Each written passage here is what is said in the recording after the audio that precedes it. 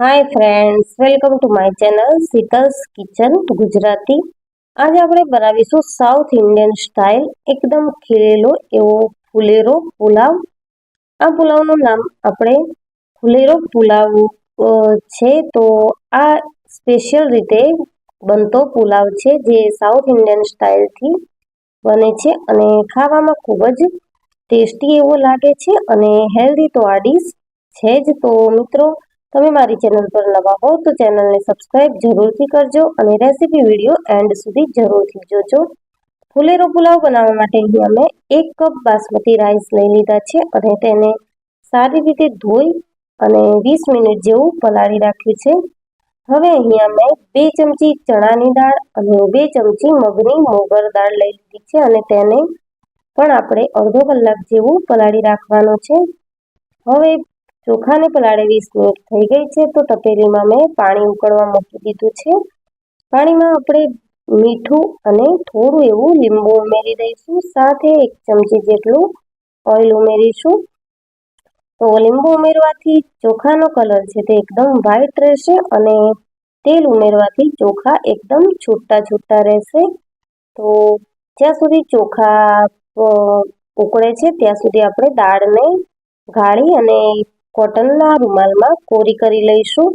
તો જેથી કરીને આપણે દાળને સાતળીએ તે વખતે પાણીનો ભાગ ન રહે. તો આ રીતે કોટન પર મેં ફેલાવી લીધી છે મગની દાળને. અને હવે આપણે એ જ રીતે ચણાની દાળને પણ પાણી ગાળી અને કોટન ઉપર આ રીતે ફેલાવી લઈશું.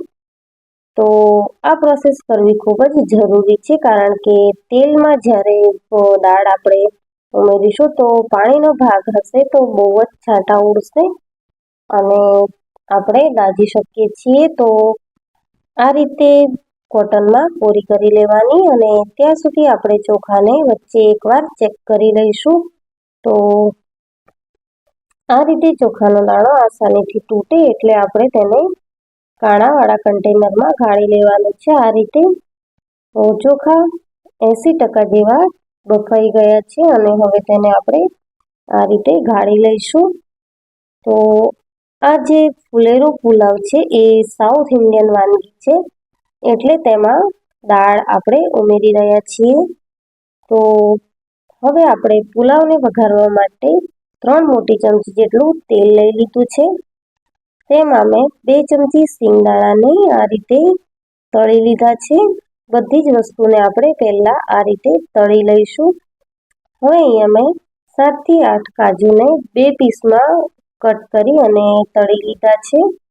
તો કાજુ નાખવા ઓપ્શનલ છે, તમે ન નાખો તો પણ ચાલે, પણ મેં ઉમેર્યા છે. હવે આપણે ચણાની દાળને સાતળી લઈશું. ચણાની દાળને આપણે ક્રિસ્પી કરવાની નથી પરંતુ તે સોફ્ટ થાય ત્યાં સુધી સાતળવાની છે. તો 3 થી 4 મિનિટ જેવું લાગશે અને દાળ છે તે એકદમ સોફ્ટ એવી બનીને રેડી થઈ જશે. તો આ રીતે આપણે ફેરવતા જઈ અને દાળને કરી લેવાની છે.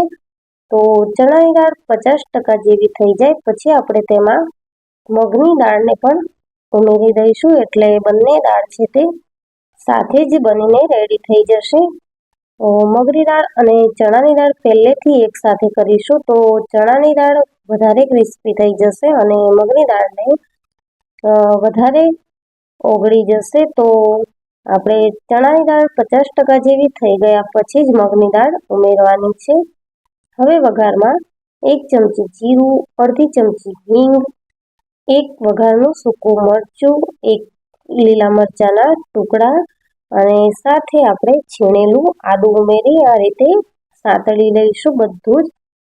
હવે મસાલામાં અડધી ચમચી લાલ મરચું પાવડર અને અડધી ચમચી હળદર પાવડર ઉમેરી જે આપણે દાળ, કાજુ, સિંગદાણા વગેરે સાતળ્યું હતું તે બધું જ એડ કરી દઈશું અને આ રીતે સારી રીતે મસાલામાં મિક્સ કરી લઈશું.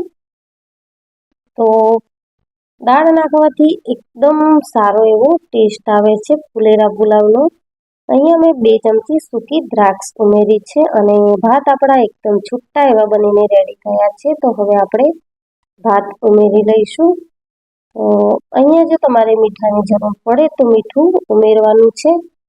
મેં પહેલાંથી ઉમેર્યું હતું, તો અત્યારે લગભગ જરૂર પડે એવું નથી. તો આ રીતે આપણે ફેરવી અને બધા જ મસાલાને સારી રીતે મિક્સ કરી લઈશું. તો આપણો ફુલેરો પુલાવ બનીને રેડી છે. તો મિત્રો, તમને આ રેસીપી કેવી લાગી તે કમેન્ટ સેક્શનમાં જરૂરથી જણાવજો. અને જો મારી રેસીપી ગમી હોય તો વિડીયોને લાઈક કરજો, શેર કરજો અને મારા ચેનલને સબસ્ક્રાઈબ જરૂરથી કરજો. છેલ્લે આપણે લીલા ધાણા નાખી અને ફુલેરો પુલાવ છે તે સર્વિંગ પ્લેટમાં લઈ લઈશું. થોડા તળેલા સિંગદાણા અને કાજુથી તેને આપણે ગાર્નિશ કરીશું. તો હેલ્ધી અને ટેસ્ટી એવો ફુલેરો પુલાવ આપણો બનીને રેડી છે.